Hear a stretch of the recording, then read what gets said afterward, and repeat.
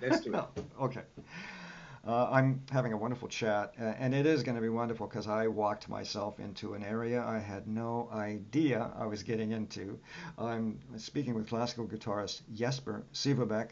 Uh, his Our Recordings, wonderful outfit, Our Recordings, 2022 CD release. I think we agreed on that. Maybe it's 2021. I'll put that up at the site. We'll get that sorted out.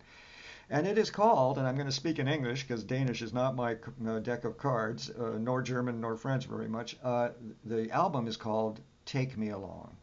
And the Kim Larsen songs for classical guitar. I kind of messed that up, but what I'm getting at is this is a CD of the songs of one of Scandinavia's, if I can include those nations, most popular pop, folk, blues artist. This man Kim Larsen, and I had no clue, whatever, when I started to do my work on this CD for you.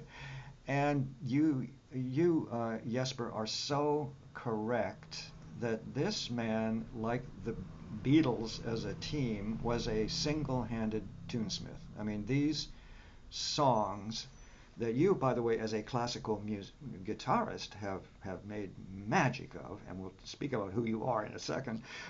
They are really worthy, as you say, of being given more exposure. So I think that is exactly the point, let alone in arrangements by a fabulous classical guitarist for the instrument. So we have a whole huge, glorious new bunch of repertoire, and I think that's the whole point of your CD, aside from some other things we'll deal with. But first, we'll figure out who you are. Classical guitarist, arranger, I have to say, composer is part of that equation. Jesper Sivebaek, you completed your studies at the Academy of Music and Dramatic Arts in southern Denmark, the Malmo Academy of Music in Sweden, and also in advanced studies in Quebec, and you've been professor, most importantly, you've been professor and head of the classical guitar department at the Royal Danish Academy of Music in Copenhagen, and you also play all over the place because we've been trying to get together for about 3 months, and you're everywhere all the time, and you are, and without doubt, a major classical guitarist in Europe, and help. What I'm trying to say is you do lots of contemporary concertos. Works have been written for you. You played with all kinds of orchestras. So let's be clear that Jesper has the credentials for this CD, which we'll talk about a little bit more. But first, I want to tell you the revelation when I started looking at the videos about Kim Larsen. Um, Born in 1945, died in 2018. And this man was one of Danish music's rock and pop favorites, hugely successful. He was a major selling Scandinavian act with over 5 million albums. It just goes on and on. Born in Copenhagen, inspired by the Beatles, I'll say, tunesmith after tunesmith, and rock and roll. And he began as a songwriter and guitarist. So enter Jesper Sivebaek, age 5. Take it from there. Okay, thank you. Yes. Um, when I had my first guitar when I was around 8 years old, and my father was building a house where we should, yeah, live, and he always, when he was working in the weekends, I was following him to the and being a little bit boring about just watching the house built, and then I heard on the street some music, and there was a young guy who was playing the guitar on the street, and I saw all the kids from the neighborhood were standing around. So I was fascinating this being in the center. So I was really wishing for a guitar. At first, not because the sound of it, but because the attention you get when you were having. But then I got the guitar, and then later on the same street, there was a girl who was playing with the fingers, like finger style. And I remember I was really also fascinated about that. And then I told my uncle that now I was beginning to play with my fingers because I knew that he was into classical music. So as then he gave me a record of Andres Segovia, the legendary Spanish guitar player, when I was very young, and I was like blown away of all the sound that he could get out of the guitar, and also this. I was in Denmark, of course, but you were traveling to some exotic other country because of the Spanish music, and it was so exotic for me to listen to the Spanish music. And then I learned chords and some playing a little bit with my fingers. And then my aunt, my father's youngest sister, was visiting us, and she was very much into music, and she brought another album, and it was the second album of the band called Gasoline, where Kim Larsen was the singer and the center, and she put it on, and I just remember again the same, like I was hit, the same enthusiasm, or what that was really blown away by the sound of this album, and also the words.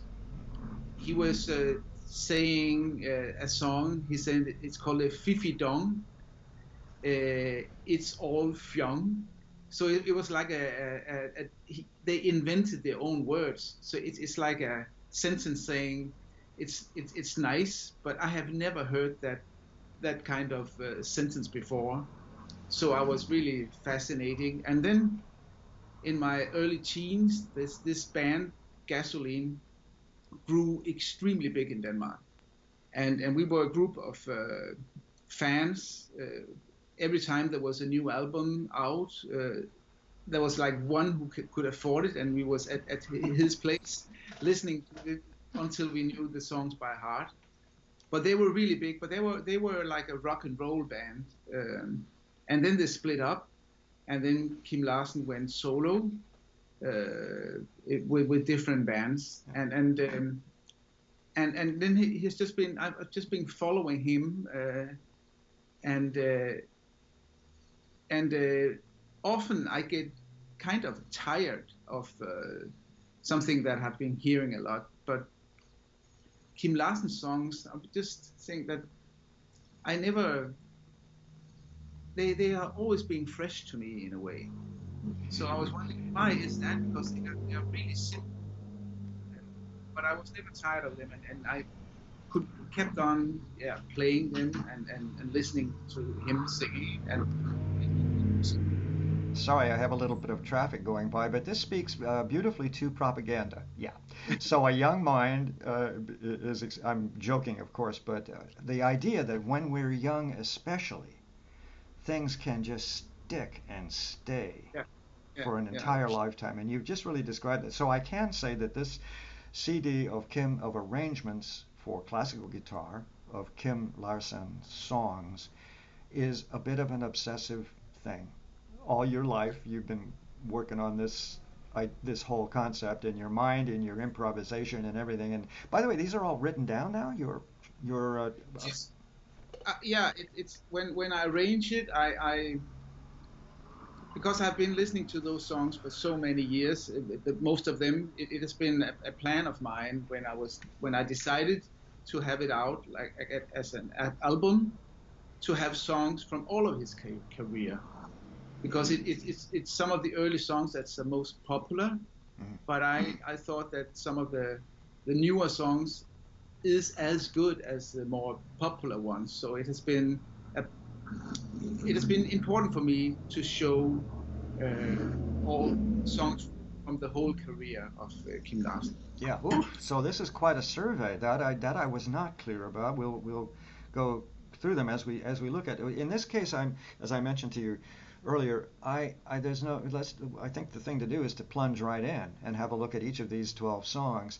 But I also want to, and I have just another little question or two here, I think. But I think I think what I'm trying to say, as I may have a few minutes ago, this is, my audience is primarily North American. There's some other countries involved, and primarily music faculty, college music faculty, musicians looking for material. And what I am so thrilled that I fell into nearly by accidental misunderstanding. Yeah. I mean, I had no idea, but I was intrigued. Is just the most beautiful, beautiful, intelligent, virtuosic transcriptions and arrangements by yourself with all kinds of your own noodlings is not the word, but you know what I mean, embellishments of these glorious songs. And you are right. And I just want to remind everybody, we're not just talking this guy being popular with the general public, age 30 and under, or something like that. You know, we're talking command performances with the Queen of Denmark and so on, White Tie Tailcoat. I can't wait to put some of these videos up of his performances as well as yours.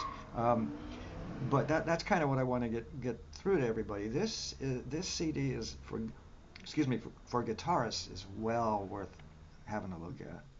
And as you mentioned in your notes, you played some of these for audiences during some of your classical recitals, and you know, naturally, it's going to be they're going to be winners, you know, as encores or whatever in a program. So I want to get that clear. Let's see. You know, I'm a little. You need to clarify for me, and then we'll start going through the tunes. This business, it's subtle. It's very subtle. This business of what is a transcription, what is an arrangement, what is a combination of the two with original mind thoughts. Tell me this process that you have gone through to create these extra Larsen, if that makes any sense, realizations of his most popular songs. How'd that work? The first one I did was actually this old lady. First on the CD. Well, yeah, let's go. Go ahead. That was just that I arranged, and it was actually for my very good friend and duo partner. I have a guitar duo. His wedding. Nice. And then I thought that because I didn't want to speech, but then I think the lyrics of this song says it all. And the thing about Kim Larsen in Denmark, he is so strongly connected to the words of the song that you said it's like people actually when Kim Larsen died, most of Denmark just spontaneously walked on the streets. And sang his songs. It was like you can also find it on the computer. It was like amazing. It was thousands and thousands of people in almost any city. Of course, the bigger cities, but everyone was out on the streets. It was really, really, really touching. And I think what I meant about the performance for the Queen of Denmark is how broadly this man's music appealed over all kinds of class structure, if you will. And it's the tunes. They're absolutely irresistibly gorgeous. Sorry, go ahead. Yeah, and the thing about him is that his melodies are just very catching. And he was saying that the melody came easy to him. He had a certain way of the way he worked, but the melody came to him like a gift, he said it. And it's very simple, and it was like he kept it pure, the melody. He didn't try to make it smart or put in a fancy chord. And I think also that the band he was working with told him when he was not being pure to himself in a way. But the lyrics, it was what he was struggling about. So when I was thinking about, I felt like I wanted to do guitar versions of the songs because I really love them so much. That how could I get the atmosphere of the words into the arrangement? So, for example, the first one, "Lady or Lady," I was inspired by a standard piece that all classical guitar players play by Villa-Lobos, and he has like an arpeggio that is very warm and a kind of also mysterious, like the love of your woman. She's still mysterious, and that's also the lyrics in the song. So I try to see what I can do to get the atmosphere into my arrangement, but inspired by the words. And you succeeded because I have in my little notes about this first piece, not much about the first piece because it's so clear, frankly, in its delivery and its intention and everything else. Color techniques, a la Villalobos, as you had mentioned in your program notes, and yeah, I mean, in a way, that's your display of your own inspiration from this particular song, "Lady Oh Lady." Am I anywhere close here? And Yeah, then a little bit of the technique of the instrument, if you will, in yeah, a Villalobos kind of scenario or something. You made the match, I guess is what I'm trying to. That's part of it, isn't it? Making a match of who you are and this is and what the lyrics say and so on. yeah. Wow, nice. Well, I did a double, triple, quadruple stars in front of "If Your Dad Says It's Okay." And let me do my little bit from my little bits of news. It's a kick from the start. I say to myself, yeah, I think I've mentioned I do kind of stream of consciousness notes as I listen. And then later I try and sort it out and figure out if I can make a review out of it. But it is a kick. It's fun. It's a very kind of, remember, I'm the pure classicist. Yeah. I'm sorry, I'm at that age where it was a rough time. I hated that period of the Beatles, but what I'm trying to say is that it's full of fun colors and effects along. Oh, this is where always get a little nervous.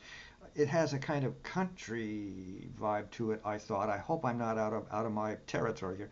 And this bluegrass vibe Yeah. and the classical, but it's crowned by this sort of classical virtuosity. That's you. Mm. Yeah, so go. How I sputtered and spewed about my first impressions of "If Your Dad Says It's Okay." Now tell me about this because it's a true narrative. Very fun. Yeah. And the song when Kim Larsen sings it, it's a really it's like a he's a very charming, but also wants to impress the ladies. So he would like to invite a lady for a trip uh, out uh, in the forest. He says, or on the beach for a walk, and how to impress a young girl. So I was thinking how I can get that charming feeling into the piece. So that's why I try to use some cheap tricks like banjo licks and bluegrass and some not in this but some where we have some yeah, I call it cheap tricks, like some licks like that just to show off. So Exactly. Exactly. yeah, Right. so and I have this some of this to have this like a whistle. Uh huh. Like a charming you are, yeah, you are walking and you are getting in contact and you are like whistling. So Wow. so yeah, it was fun doing this arrangement. I had a lot of fun with it and got inspired by How looking influential was this song when you were a teenager?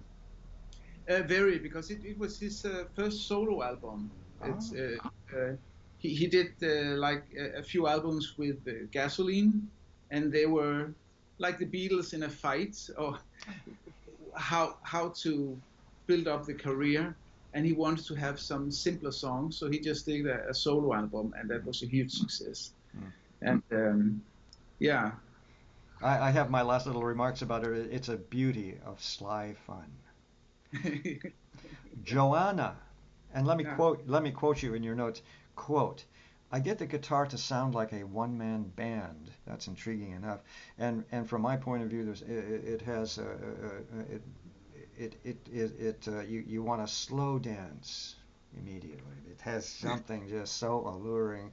Larsen is not lost in the brilliance of the arrangement. In other words, it's a brilliant arrangement. You've done all kinds of good stuff. A contagious tune. Speaking of Mozart, and then I have Jesper is smooth. Oh, your turn. Joanna, I should have said. Yeah, and Joanna is actually not a real place. It's like a fantasy place Hmm. where you can search for if we need like a Joanna if, to Of course, meet I to. thought it was a woman. So give me a little more It's, clarity so- there. it's also a name of a woman, but it's also take me along to Joanna. It's like a place of freedom where you have yeah it's like a place of freedom where you can breathe and you can speak freely and you can be Hmm. yourself. Hmm. Uh, Is that Scandinavian? That there's a place called Joanna? I think he just invented it. Maybe sound good in his mouth, but Uh-huh. and it's actually on the original album. It's not Kim Larsen who sings the song. It's a boy. It's like a 12-year-old boy singing. Fascinating. Oh, that is so angelic, literally, and childlike, Yeah, seeking this ideal place, Joanna, yeah, if I follow you. yeah, yeah, where you can be yourself and you don't have any grown-ups to tell what to do, but you can be a free spirit person. Yeah. Wonderful, wonderful. This speaks to a little bit of my difficulty because I didn't have the lyrics. I should have chased the lyrics somehow, somewhere. But the point is, the lyrics are so important. So thank you very much for helping clarify the whole meaning of that song. Um, okay, I put extra quadruple zillion stars in front of lots of success. And this is another kind of a bit tongue in cheek, I think, but you say that you've set it in a fantasia form, Mm. which says classical musician looks at pop tune, and I have attempted, you say, to let the arrangement become increasingly virtuoso, and I read that tag and then began listening. Oh yes, and it's so beautiful. You set it up so beautifully. As you explained, which is exactly about a virtuoso piece. It starts out very clean, very clear, very understandable. Then it becomes a little more contrapuntal, a little more interesting, and then it reaches a rich, huge, diverse show of virtuosity, I guess, in terms of the writing. Let's see. Let me do a couple things, and then you give me some overview. I have tons. By the way, did you mention somewhere in the notes a particular instrument you used? Was this the piece that you used a special instrument on by any chance or not? I'm just throwing this out in the night. No, it was the next piece Ah, is the song. because on Yeah. this recording of Lots of Success, as you know very well, your instrument has a wonderfully resonant, rich sound, and Okay. it's the writing that the registers you've chosen, I presume as well. Technically more complicated for harmonics and color. The effects halfway through now, and the stops are all out. And what I mean by that is the piece just becomes massively virtuosic. This is not to say impossibly difficult, but it's just a bravura showpiece you make of it. Yeah. All kinds of guitar technique on display and a wonderful finish. Okay, your turn about Lots of Success. Yeah. It's also it's from when Gasoline were in their absolute peak of the career. They did the fifth album called just Gas 5. And on this album, they have like lots of success and Kvinnemine and some other really standout pieces that stood out, I think, in their career. And actually a little bit typical for Kim Larsen that often he makes songs in three. And this is also in three, but I started in four to have it even slower to and And I hadn't noticed, actually, to tell you the truth, I didn't notice particularly a metric change from a four, a duple, to a triple. I don't know whether I am an idiot or I should compliment you, but go ahead. yeah. But it's because that the lyrics is also that you have a lot of success but it's also it's maybe not what you wished for. Now you are playing in concrete palaces of like sports. What do you say? Sports. Arenas, Yeah, stadiums, arenas. stadiums. And where you dress is very cold and that kind of stuff. So it can be some challenge for a band to have that lots of success almost. So it is really a fantastic song, and I think So it's it's a little also ironic, is it? Are the lyrics a little bit ironic? Lots of success, but then here we are in concrete palaces seating 40,000 yeah. instead of the intimacy of a bar or a tavern. Am I? Is that So kind of the gist of the? yes, you have finally lots of success and everything that goes with that but then you can find yourself that it's not what you wished for Mm, mm, because it's also empty now. There's maybe too many crowds in the audience. What do I know? But it has this. It's a fantastic song, but it also have this kind of mellow feeling when you hear the lyrics. and the But tune is gorgeous, as I yeah, say here. and I think it's very classic. It's built up in that way, and then I just try to let it grow in a way, and then there is an iconic guitar solo when Gasoline was playing the piece, the song, and then I think I want to nail that solo, but I put it in the bass because the guitar player put it really high, and then I put it here.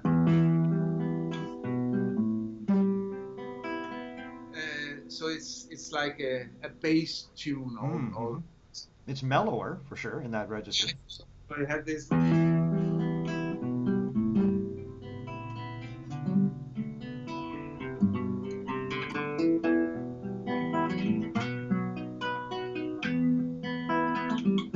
Yeah. Now I hear the three for sure. Yeah. So now, Uh, so this I, and it's a dandy of your own creative arranging too. I mean, it's, as you say, you make it. The intention is to make it more and more virtuosic, but not just to show off. It's just beautifully complicated technically. It's more beautiful and interesting, I say, and then I go, wow, wow. I'm near the end of this thing. All kinds of guitar technique on display, a wonderful finish. So this is a beautiful encapsulation of your intention of what you were going to do with this piece. It seems to me. Anything else about lots of success? no, it's maybe the most ambitious Ah, arrangement that I did on this album. Uh, that's yeah. that'll explain all the black in front of my face here of my stream of consciousness stuff. I mean, I've got all kinds I touched on some of it, but that makes very good sense. It's so interesting, and as you said, one of your most extensive arrangement exercises or something. I hate to use those words. It's so they're not flattering. Okay, there is a song arranged by the Brazilian your Brazilian colleague Daniel Mure. I Yeah. hope I pronounced his name all right. And that's actually he was in Copenhagen, Daniel, and he was giving. We were inviting him to the academy to give us a master class about Brazilian music, and then he was playing a concert with a recorder player and a percussion player. Michaela Petri is the recorder player Oh, and the I know percussion. this man. I know of this man. Yes. Yeah, yes, a woman. Oh, woman. Sorry. Yeah, she and her husband. I'm sorry, but Yeah, she and her husband. I remember vaguely a CD they put out a couple, 3, 4 years ago yes, together. yes, yes. Anyway, sorry. And then a percussion player, Marilyn Masur in Denmark, also a very famous percussion player, play all kinds of percussion Mm-hmm. to underline the moods in music. And then I was in listening this concert, and he did a lot of arrangement for this trio. And then I just heard a way he started a piece, and I instantly thought about this song. Uh, and then I told him afterwards, would it be something for you to do an arrangement of this song? And I was telling him about what I liked, when he was giving it, I think it was improvisation, that he retuned the guitar, and then he liked the song very much, and then he sent me this arrangement. Fabulous. Uh, Wonderfully performed. It's a beauty for any guitar program. Yeah. yeah, it is. By the way, I'm just kind of curious now. Is, for example, is Daniel Murray? Are these songs that he's arranged performed around, or is it still kind of a local audience that understands Larsen? See what I'm trying to say? Yeah, the thing that's been interesting for me is that in Denmark we think his songs are connected with the words. But now I have been playing them. Actually, last night I also played a concert where I played 6 of his songs, and I know that the audience know most of them, and then we are like connected. But then they are listening to the songs without the words, and then some of the people come to me afterwards and say that they really now find the quality in the melody lines. Ah, And I think also Kim Larsen is special here because a lot of pop songs is like in a circle, hmm. and there are not many notes really. So you really need to know the song if you should make an arrangement and people like it. Give me 1 second, please. I'm in downtown Little Santa Barbara, but it's a busy little city. Okay, please continue. I have a truck drive by. Yeah, and but his songs are more. They have the verse, of course, and then they have what we call a little bridge, Mm. and then they have the what you call that the what's it? You have the verse, and then you have the what's Chorus? the name? Yeah, yeah, yeah. And often um he starts in a place and then it grows, and then you have the bridge and then they grow a little bit more. Uh-huh. So many of his songs is more than an octave and a fifth maybe in Hmm. the range of. So there is something to interpretate like an instrumental tune, I see because what you if mean now. Yes, I understand. Yeah. Ah, few notes, then it's hard to interpret it like a melody, not yeah. like a like a like a piece, like a musical, yeah, piece. And lots of wonderful stylings he uses in this piece. I'm thinking, it's a corny word, but rubati. In the kind of in the very beginning, this, Yeah, yeah, that kind of leaning back, and just the whole mellow atmosphere of the piece is really charming. A lovely, beautiful arrangement.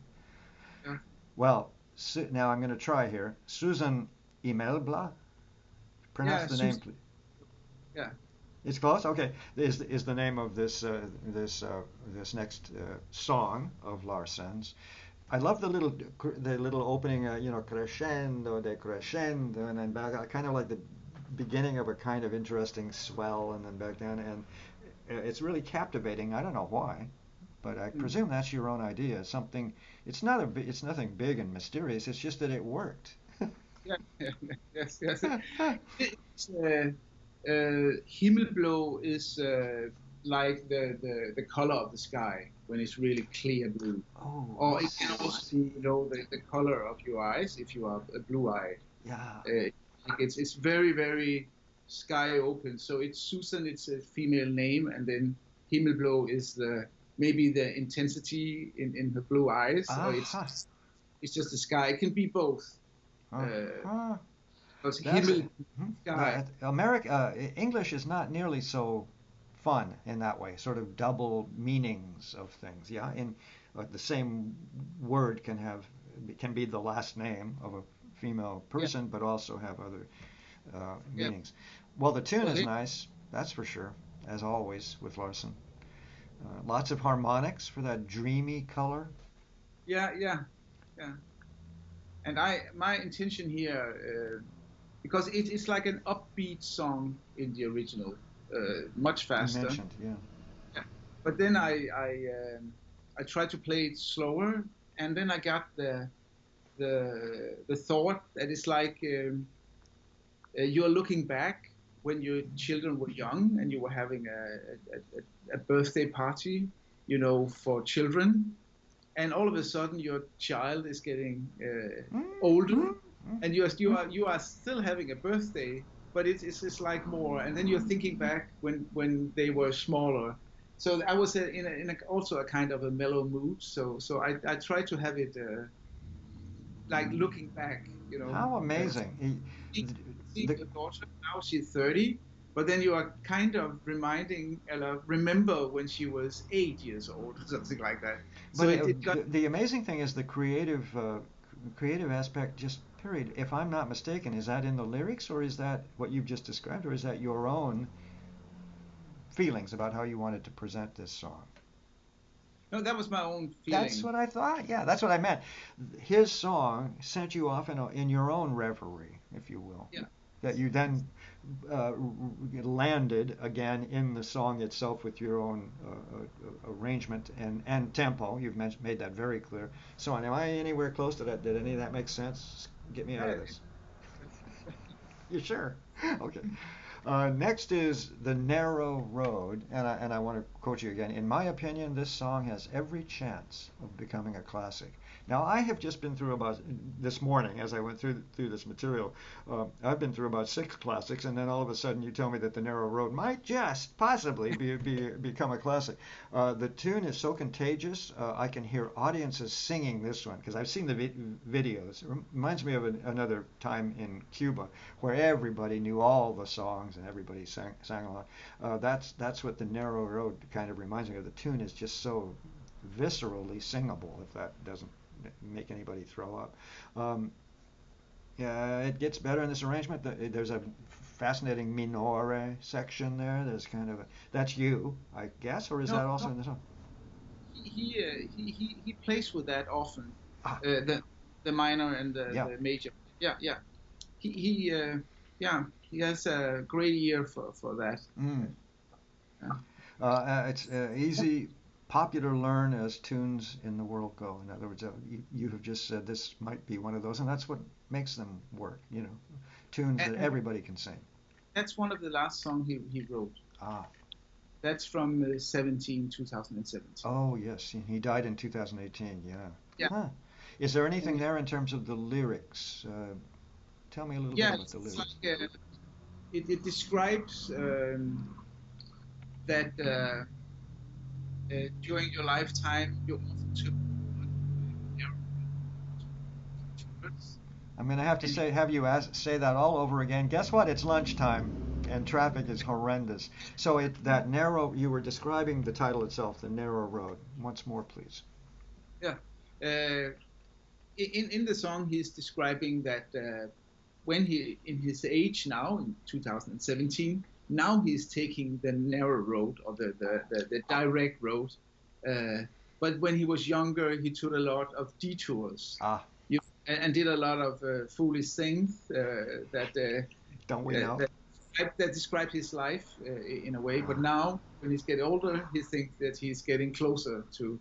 So it's like a hymn. It could Mm. be a Yeah, you hymn. mentioned. Yeah, you mentioned. Wonderful. Next, In a Moment. And now you say his best song. That's a quote. Yeah, The tune is so straightforward, simple, and beautiful. Larsen certainly was, like the Beatles, this is me now, a master songsmith. I mean, there's no denying this. I guess that's part of the mission here, is to make sure more people start figuring out who this guy was, let alone your tribute, which is this CD to him. right. Because I hope I'm alone in just going, having no idea what I was getting into here with this composer. I had no idea. In a moment, any thoughts on that one, that piece? Yeah, it is a farewell song from Mm. a show they did in a circus. Oh, you So yeah, so that was like the end of the show, and that's why they say in a moment it's all over. Uh, I see. did you see what you came for? Mm. Did you hear your favorite tune and all that? Mm. Mm-hmm. Yeah, and in the show there was a line dancer just crossing the tent. when they were singing this, and it was like a farewell, a goodbye song. And then the Danish people liked it so much that it's often, and I talked with the organ player yesterday uh, for a funeral, and she told me that she thinks that every 3 funerals they ask for this song. Ah, So it's wonderful. like a funeral. He was not too happy about that because it was not a funeral song. It was a farewell song. Uh, but now people have like taken it into their lives, and it means so much for really a lot of people. So they asked for it for the funeral. Yeah, oh, wonderful. And also the narrow road is not a straight road. It's narrower. It's It's like you not, can fall. You know what I mean? As we get older, the narrow road. Because I was imagining now that you have really helped describe yeah, it, it that needs you know it's yeah. harder to carry on through that narrow road, and you can fall off easily as you get older. Something like that. Anyway, nice, nice. Planes in the Night. I was enchanted by what you did with this tune, and you say quote, here I have experimented with Argentinian rhythm, the milonga, but that's like practically an understatement about how your treatment of the piece. It starts out kind of folkish from my Yeah. classical point of view. The tune is irresistible from the get-go. Where have I heard that before? See what I mean? How important what a service you're giving to your countrymen and to Larsen. Uh, uh, Beautiful writing from Jesper, nicely technical and inventive, more fluid now, melismatic and so on. In other words, what you do with these songs is just amazing. As you have said, your intention. You are a classical guitarist. You've been in love with these songs since you were a kid, and now you're going to give them the kind of a proper, yummy exposure with enough technical expertise to also make them appealing to professional guitarists. Is my take, and you've Yeah. succeeded wonderfully. Planes in the Night, and we've all, I think, sat on laid on the grass and watched the planes fly by at night. So tell me about this song and its lyrics. Um, this song is actually one of my favorites. I was just it's I like it very much, and it is this it's about the war that you can have the planes at night, but you didn't know if they were friendly or if they were enemy. Uh, Can I so jump and in and for just a second? When I first saw that title, I immediately thought of a friend of mine from way back when we were at the California Institute of the Arts, and she was a cellist, and she had survived as a young child the war. yeah, And this doesn't go there necessarily, but that was kind of the first thought. And she, I think, was something like that. Maybe she was Belgian or something, as I recall. But that funny that you started to mention, and then I'm going to shut up and let you continue. But somehow, yeah, there is that was in my mind immediately. The planes in the night is not necessarily a nice image necessarily to those who may no, have survived a war, for example. Now, go yeah. ahead. I'll shut up. I imagine like it's like the alarm goes off, and you go out of your apartment or your houses and seek shelter, and you hear the planes, and you don't know if they are Mm, friends or enemy. yeah. How close to Um, home can it get with Ukraine? Horrible. yeah, yeah, yeah. That's I also I have played it in with this in my head, my feelings of what you're saying, thinking about Ukraine. Yeah, Yeah. Yeah. And yet it's just rich underwriting. That's what I put here. That is to say, your treatment, rich underwriting around this song, and just absolutely charming. So it isn't a song of grief and woe and fear and loathing, but something's there. Are we exaggerating this too much, or what? Uh, actually, when I was studying them or recording them, I was kind of aware. Sometimes classical musician, if we play popular songs, we have the tendency to over interpretate Mm, them.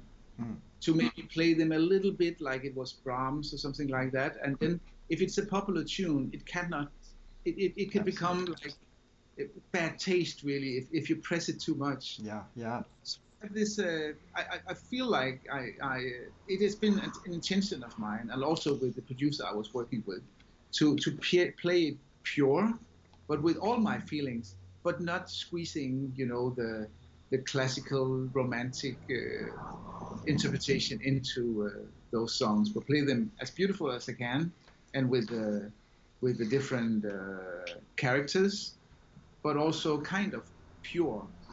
Well, I can And tell you that what you have just described is the biggest danger for classical musicians. yeah, And let us remind ourselves that you've known this music since you were 8. So there is absolutely no way you would make anything in an affected, artificial manner. Have I kind of made myself clear? Because we're moving on to heaven.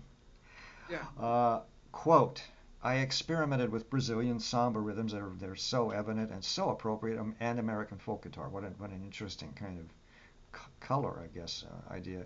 Um, Interesting writing. Some wonderfully strange harmonic moments happen. There's yeah. just some little chunks here and little things happen that caught my nice stylings, lots of fun, and definitely a virtuoso writing. As we discussed, you don't overdo that in some sort of affectation. It's just there, you know. That's the tribute. It's not your bravura. It's the tribute. It's the virtuosic tribute to the song. Tell excuse me. Tell me about Heaven. What a title for starters. It's actually one of his most unknown songs. You It's mentioned really that, yeah. under the radar, but I like it. It has a really good rhythm that I thought fits in That this samba yeah. pulse. And then the lyrics is about that you are so much in love that you're almost losing it. Like you are hallucinating and you are feeling jealous, and then you all of a sudden you hear like a band playing next door because you think that now your loved one is out, and so it's like a nonsense lyric. Hmm. And he has some songs where it's like nonsense, but it still makes sense because it's like you are so much in love here that you're almost losing it. You're You in cannot. heaven. You are in heaven, but you're also jealous and you are all this, but you are in heaven. Yeah.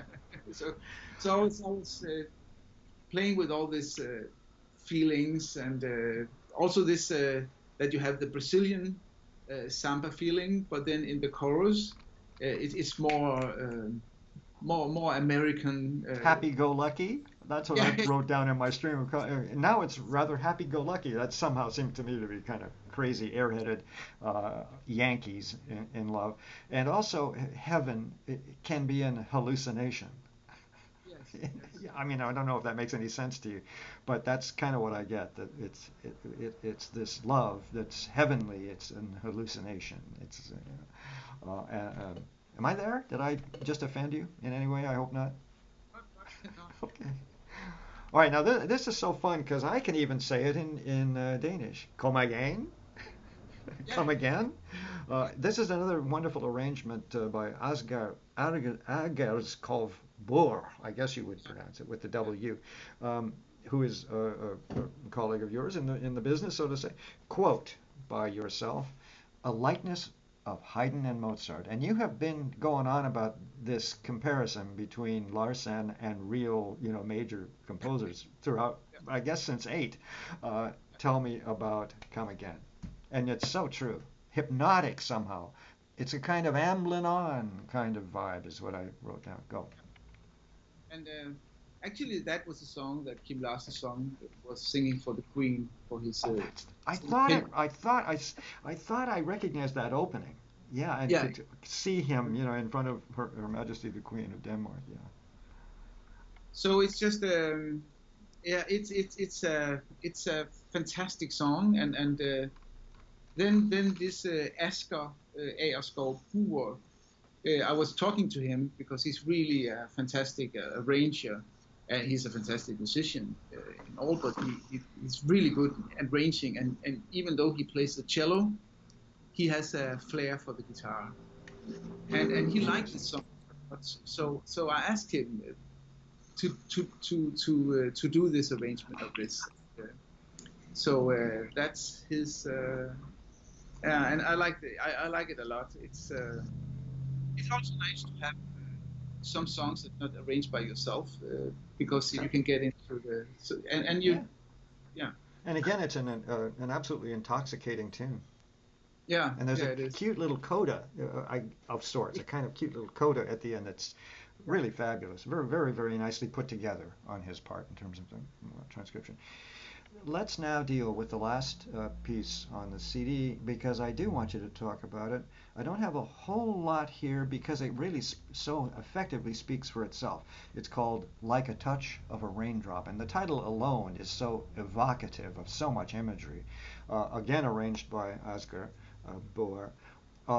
And this idea, and again, the guitar, the magic of harmonics, Yeah, yeah, this yeah, magic of that sound, the idea that this opens in these fascinating harmonics. So you're just mesmerized from the get-go, and then yeah. off it goes. Tell me about it. And by the way, how difficult is this one? Just on your chart, as you tell me about it. To play this last one, Yeah, just curious. Yeah, I mean, it's it's it's you need to stretch a lot, but it's not that it's it's okay. pretty Yeah, straightforward. Okay, wondered, not wondered. you need to hold some on the guitar. Yeah, You have to, sometimes your fingers needs to stay yeah, and other gotcha. fingers to move to have this voicing Exactly. Yes. Okay. and Yeah. But it's the one nothing particularly extraordinary. I just was kind of curious. You have described some of your own writing in some of the earlier pieces as being interesting and complicated and virtuosic, which is your intention. So I just wondered if, like a touch of a raindrop, but it's so simple and quiet and flowing yeah. and yet that's also technically hard to maintain. I would think that kind of mood. But But the song is again very very important to a lot of Danish people. When I was a teenager, there was a program on the radio where you could call in if you have problems with mm, your friends or with your family or whatever. And we were all a lot of people was listening to this every Sunday night. And this som et strejf af en dråbe, like a touch of a raindrop, was the setting for this program. When the program stops, they played this song. So it is really mm, almost a physical feeling for a lot of Danish people because they were when they were young, they were listening this program where you could call in with your problems, and the people who was at the other end, it was a woman. There was no, she never questioned if the questions were stupid or not. All the young people was taking serious in this yeah, yeah. And that's straight. so important. I mean, so Yeah, important. And also, you have just described again a national fixation with yeah, Larsen. He is that huge, yeah, and also that communicative. That people who were running this telephone help service for teenagers who needed yeah, somebody to talk to, would soothe them at the end of the show, which everybody else in Denmark is listening in on, this Larsen, like a touch of a rainbow song. It's just and let me just thank you for taking me down this rabbit hole, as the expression goes. It's absolutely been a treat. Do you need anything? What have I forgotten to ask you, or that you'd like to point out while the freight cars go by? no, yeah, yeah, yeah. No, it's I can I can for sure say that it has been something I've been doing uh, because I had to do it. I felt Mm, when I was just was looking and when I was looking into it really is an album that means a lot for me. mm. It's something I have been doing. Uh, how do you say it? From my heart. Aha. Yeah, Yeah.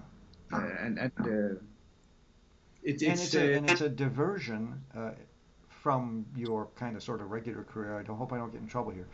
Diversion in that this is this you yourself did your own journey of this your most favorite pop singer of all time. I mean, you know what I mean. You did your service to your country and to Maestro Larsen. but actually, as in my guitar class, that I've been doing this actually inspired a lot of my students or some of my students. I have a student from Faroe Island. I don't know if you I've know heard the. of that somehow. It's very remote, isn't it? It's close to Iceland, but it belongs to Denmark, the Faroe Islands. Oh, yeah, yeah. And he would like to have something from Faroe Island when he plays concerts. So he also had the courage to dig in and try to make his own arrangement, and even expand the arrangement a little bit. Uh-huh. And some of my older colleagues told me, not when I was doing this, but after it was out, they were saying to me, I was uh, that they were a little bit nervous that I was doing it, because because then when you are a classical musician and then you are all of a sudden doing some pop arrangements, that they didn't have the nerve for it, they were telling me, but Hello, exactly. afterwards, May I speak yeah, for yeah, myself in my youth? Yes, exactly. The fear and loathing of popular culture, or something yes, like that. Whereas you jumped in as a kid and stayed there, and now have really, and not to say that Kim Larsen is not important. His songwriting alone, I've seen the videos, it's brilliant. But you have really jumped in and elevated this man to others, really to others. But what you've just described, I think, speaks to my own. Remember, I mentioned, when I was a young kid, I was horrified by the Beatles. I thought they were going to be the end of serious art music forever. It took me about 20 years to realize they were geniuses. Oh wow, Jesper Sivebaek. I think we've pretty well covered the territory. Excuse me. This is your Our Recordings CD, 2021-22. We'll check and make sure. Not that it matters. Release Take Me Along. Tommy Med. Ugh, hopeless. Speak in Danish for me, please. Take me along. Temame, Okay, never could have ever gotten close. The songs of Kim Larsen, very, very, very popular popular singer in Scandinavian countries, Denmark in particular, that you have re-examined for classical guitar. And what a service! You may now die in peace. You have done your duty. It's been a yeah, lifetime. But just a great pleasure, and we'll put all this stuff up at Performing Arts Review and how to get the CD, and I'll put up some videos. I'll chat with you so I don't embarrass you in any way later on down the pike here. But I just can't wait for people to be exposed to this song composer, let alone you as a classical guitarist arranging them with such love and virtuosity. So thank you very much indeed. thank you very much. It's a pleasure, and I'm really happy that you appreciate it, and I Stunning. I really a stunner. Really a stunner. So I'm grateful. See you then. Bye bye. bye bye.